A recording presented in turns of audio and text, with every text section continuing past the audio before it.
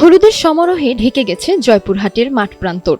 দিগন্ত জুড়ে সরিষা ফুলের হাসি আর সেই ফুলে ফুলে গুঞ্জন তুলেছে ব্যস্ত মৌমাছির দল। প্রকৃতির এই অপূর্ব আয়োজন থেকেই সোনালী মধু সংগ্রহে ব্যস্ত সময় পার করছেন মৌসুমী মধু চাষিরা।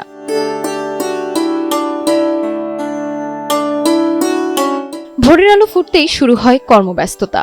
মৌমাছির বাক্স বসানো, মধু সংগ্রহ, আবার সযত্নে সংরক্ষণ, সবকিছুতেই চলে নিরবিচ্ছিন্ন শ্রম। মধু চাষিরা জানান, সরিষার মৌসুমই তাদের বছরের সবচেয়ে গুরুত্বপূর্ণ সময়। আবহাওয়া অনুকূলে থাকলে ফলন বৃদ্ধি পায়। প্রতি সপ্তাহে একটি করে বক্স থেকে 4 থেকে 5 কেজি মধু সংগৃহীত হয়। ইনশাল্লাহ এবার বছর ব্যাপক পরিমাণ সরিষা ফুল হয়। আমি বর্তমানে মধুতে লাভবান হচ্ছি। আর এখানে মধু আমার খুচরা বিক্রি হচ্ছে, পাইকারিও বিক্রি হচ্ছে। আর আমাদের ঘরের কাছ থেকে সরাসরি মধু খামার থেকে নিতে গেলে আপনার মনে করেন যে কেমিক্যাল মুক্ত পাবেন, ভেজাল মুক্ত পাবেন। আমি দিনাজপুর নবাবগঞ্জ থানা থেকে আসছি জয়পুরহাটে মধু আহরণের জন্য। আমার বর্তমানে বক্স সংখ্যা 50টি। আমি এই এলাকায় আসছি মধু আহরণের জন্য। শুধু মধু আহরণ না, এখানে আসছি, এখানে আসে এলাকার উপকারের জন্য। আমি যে মধু আহরণ করতেছি একটা পাচ্ছি, প্লাস 30% তাদের পরাগায়নের ফলে সরিষা বৃদ্ধি হচ্ছে, ফলন। আমরা উপকার হচ্ছে, কৃষকও উপকারী হচ্ছে। সরিষা ফুল থেকে সংগৃহীত এই খাঁটি মধুর স্বাদ ও গুণে আলাদা হয়, বাজারেও এর চাহিদা থাকে বেশি। এছাড়াও খাঁটি মধুর লোভে স্থানীয়রা মধু নিতে সশরীরে আসছেন মধু চাষিদের কাছে।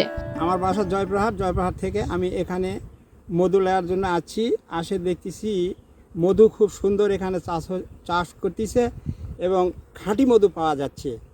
আমি এখানে থেকে মধু খাই, দেখলাম খুব সুন্দর মধু। আমিও মনে করি কিছু নিব, এই জন্য এখানে আমি আসছি। আবার শসার ফুল থেকে এখানে মধু উৎপাদিত করতেছে।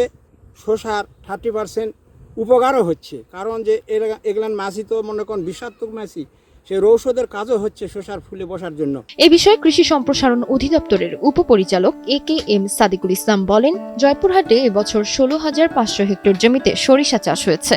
বিভিন্ন জেলা থেকে মৌচাষীরা এবছর মধু সংগ্রহের জন্য 1500টি বক্স স্থাপন করেছেন। স্থানীয় যে চাহিদা রয়েছে তা মিটিয়ে বিভিন্ন কোম্পানির মাধ্যমে বাজারজাত করে ভালো লাভবান হচ্ছেন চাষিরা।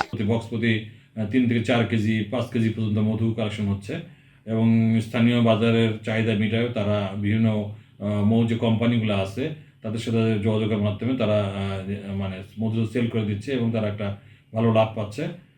তো আমরা তাদেরকে আরো উৎসাহিত করতেছি এবং তাদের সুযোগ সুবিধা নিশ্চিত করতেছি। সেই সাথে আমরা কৃষক ভাইদের পরামর্শ দিচ্ছি এই সময়টা যেন তারা মধু খেতে সরিষা ক্ষেত্রে কখনোই স্প্রে না করে, কারণ স্প্রে করলে মৌমাছির যাতায়াতের সমস্যা হয় এবং পরাগায়ন বিঘ্নিত হয়। সরিষার হলুদ ফুল, মৌমাছির গুঞ্জন আর মধু চাষীদের ব্যস্ততায় এই সময়টায় জয়পুরহাট যেন প্রকৃতি ও মানুষের এক অপূর্ব মেলবন্ধনের নাম, যেখানে খাঁটি মধুর স্বাদ পেয়ে যেমন খুশি স্থানীয়রা, তেমনি লাভবান হয় খুশি মৌচাষীরাও।